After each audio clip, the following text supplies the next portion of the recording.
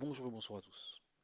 Aujourd'hui, on va travailler sur la trigonométrie et on va montrer que avec uniquement une longueur d'un côté et un angle, on va pouvoir avoir toutes les grandeurs de ce triangle rectangle. Pour réaliser ceci, il faut avoir en tête les trois formules des cosinus, sinus et tangentes. Donc, il y a une méthode mémotechnique qui est la suivante, donc K, SOTO A, où chacun des trigrammes correspond au cosinus, sinus et à la tangente. Donc ça nous donne le cosinus d'un angle qui va être égal à son côté adjacent sur son hypoténuse, le sinus, son côté opposé sur son hypoténuse, et la tangente enfin qui va être égale au côté opposé et sur le côté adjacent. À partir de là, on va essayer de résoudre cet exercice en prenant donc un angle alpha qui est connu et un côté qui est connu. Donc on va par exemple prendre le côté A représenté qui va valoir 5 cm. Pour se mettre dans les conditions initiales, on va considérer qu'on connaît la valeur du côté A et aussi de l'angle alpha. On va essayer dans un premier temps de trouver la valeur de l'autre angle. En utilisant une propriété, c'est que peu importe le triangle, pas besoin qu'il soit rectangle, la somme des trois angles vaut 180 degrés.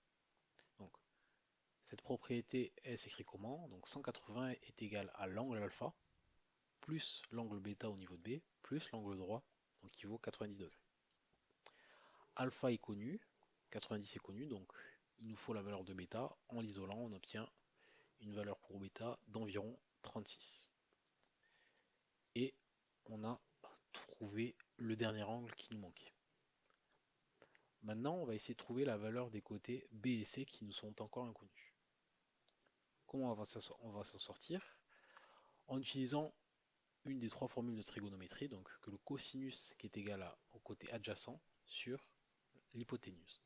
Dans notre situation, le côté adjacent à alpha, ça va être notre côté B, et notre hypoténuse, donc ça va être le côté qui est opposé à l'angle droit, ça va être notre côté A. Dans cette situation, A va être égal, si on utilise produit en croix, à H fois le cosinus alpha. En faisant l'application numérique, on trouve donc la valeur du côté adjacent qui équivaut à B. B est donc connu. Maintenant, le dernier côté qui nous reste, c'est le côté C. Comment on l'obtient? Encore une fois, on va utiliser une des formules de trigo. Donc, que le sinus alpha, c'est le côté opposé sur l'hypoténuse. Le côté opposé à notre angle alpha, c'est bien C. Donc, le sinus alpha va être égal au côté opposé sur l'hypoténuse.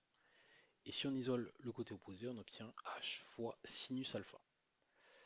H est connu, l'angle est connu, donc le sinus de cet angle alpha est connu, ce qui nous donne la valeur du côté opposé C.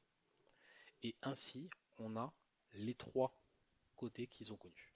Donc, en partant d'un angle et d'un côté connu, on a réussi à obtenir la valeur des trois angles et la valeur des trois côtés de ce triangle rectangle.